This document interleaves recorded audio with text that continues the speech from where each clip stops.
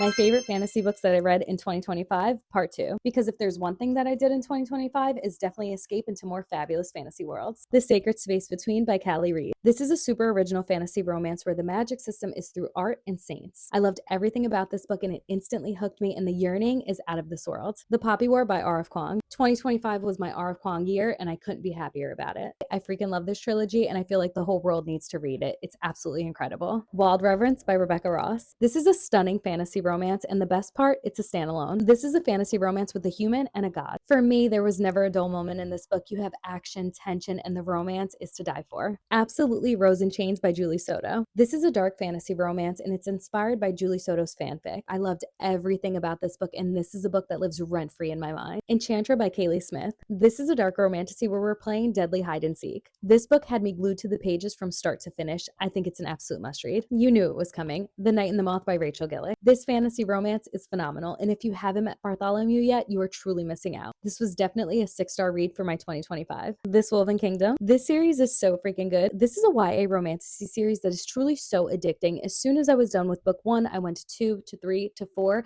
and I literally cannot wait for more. The Jasad Heir by Sarah Hashem. This is a super original fantasy romance with true enemies to lovers. I love the world, the tension, and the romance in this book is fabulous. I think this duology is an absolute must read. A Forbidden Alchemy by Stacey McEwen. This is a Peaky Blinders inspired romantasy with a mean slow burn. I cannot wait for more from this series, but if you haven't read this one yet, you should definitely go pick it up. And Direbound by Sable Sorensen. What is there not to love about this book? If you loved Fourth Wing, take the dragons out, replace them with direwolves, and add more world building, and you have this gem. I feel like this is a fabulous romantasy with the perfect balance between fantasy, romance, and spice. I highly recommend this one.